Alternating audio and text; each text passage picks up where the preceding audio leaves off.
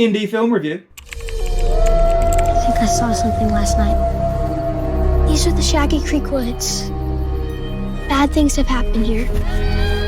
I do love a creature feature me. I do love a monster movie, as you can see.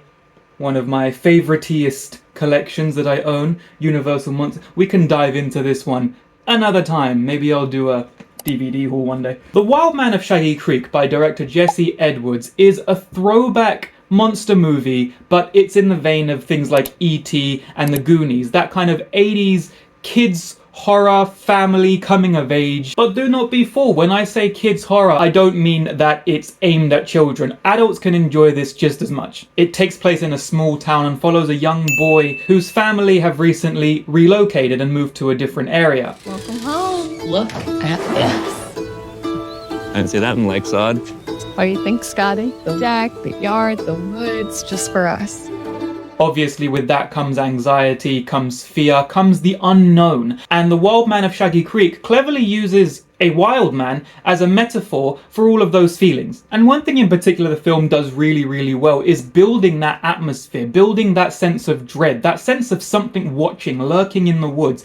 And Jesse Edwards uses a lot of distant camera angles to look from afar when the characters are speaking, to always give that idea that something is watching. In this new neighborhood, he meets the new neighborhood kids, who come across a little bit like your regular teen movie bullies, but they're a little bit more fleshed out than that. They're not as stereotypical as you might think. In fact, they're a bit goofy and they're a bit more grounded. One of them has glasses, one of them has messy hair, so they do feel a lot more real. They're not as stereotypically polished as a lot of other movie bullies. Performance-wise, the kids are great across the board, with some genuinely funny line delivery that add a lot of charm to the film. The standout of the film, though, is Aaliyah Bullington as Haley. She won the award for Best Young Actress at the Los Angeles Film Awards. Haley at first comes across a little bit like a Hermione type, you know, that kind of stereotypical smart girl of the group, but she's a lot more fleshed out than that, and she adds a lot of humor to the film. She's got some great one-liners, some great wit, and she's a joy to watch.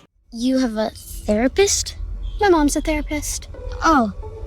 Cool. One thing I did find quite refreshing is the attitude of the parents in Wildman. The parents are played by Ali Sutton Heathcote and Josh Futcher. Usually when it comes to genre films and films of this nature, horror movies with kids or fantasy horrors with kids, that usually the parents either go one of two extremes. They're either way too laid back or they're way too involved. In this though, they're quite balanced. The dad is very laid back, he's very chill, he's a bit more free-spirited, and then the mum is a little bit more anxious. But the difference here is that they both allow their son to be his own person. They don't get too involved, they're not too handsy, they nudge him in the right direction, but they allow him to grow himself, and that's what a good parent should do. Having said that though, there were a few times in the film where I think they were a little bit too chill, but that's getting into spoiler territory, and we're not going to go there. We might go there. I might go there later. I don't know. I'm deciding still. But I guess what I'm saying is that the mum seems to be the only person with any sustained worry through the film. Speaking of laid back as well, there is a little subplot where Scott, which is the boy's name, I don't think I mentioned that, played by Hudson Hensley, is sort of ghosting his friends after having moved away because he's afraid to tell them that he's not there anymore. He's afraid to tell them that he's moved.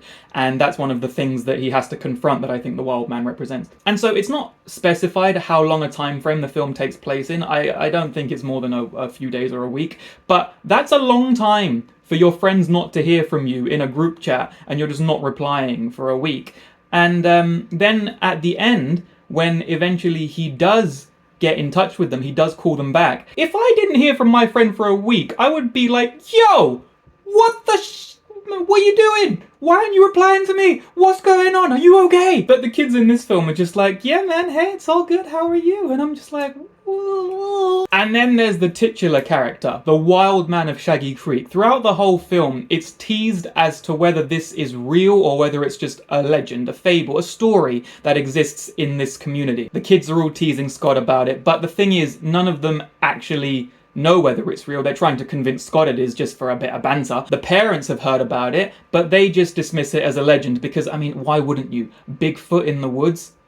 But Scott is determined to prove that he's not scared of the woods, and he decides to go into the woods overnight to confront the Wild Man. I'll sleep in the woods. Dude, what? Oh my gosh. Man. And that's where I think his parents should have been a bit more like, Absolutely not, dear. I'm gonna come into the woods, drag you by the ears and get you out of there. You're not spending a night in the woods where there might be a Bigfoot. But I suppose it's a nice little moment of acceptance of the parents that their little boy is not that little anymore. Scott, No. Mom, this is really important to me. I need to prove that I can do it. He's gonna be fine. He's not a boy anymore. He's a wild man. The appearance of the wild man, so he does turn out to be real. This is where we're getting into spoiler territory, but I'll make sure I put a warning on the screen.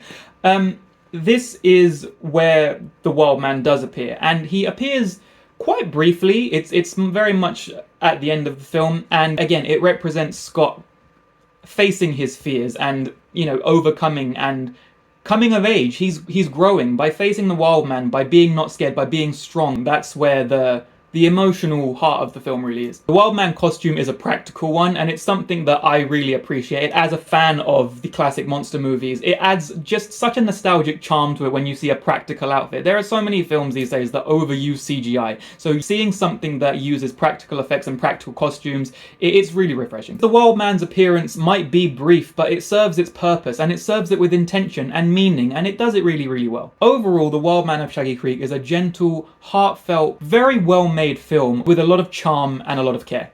You've reached the end. Congratulations. Like this video if you liked it. Subscribe if you want to see more movie content. I upload to the shorts every other day, and I try to upload these at least once a week. So follow along to be a part of this growing community. Visit www.outsidethespotlight.com for the written review of this film and many other great indie films as well, and a few mainstream ones too. If you're an indie filmmaker and you want a review, a feature, and one of these videos for your film, do get in touch with me on www.outsidethespotlight.com, or DM me on Instagram or wherever I can be DM'd, or send me an email.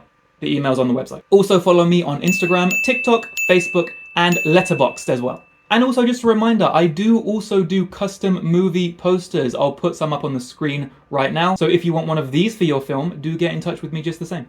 Bye bye now.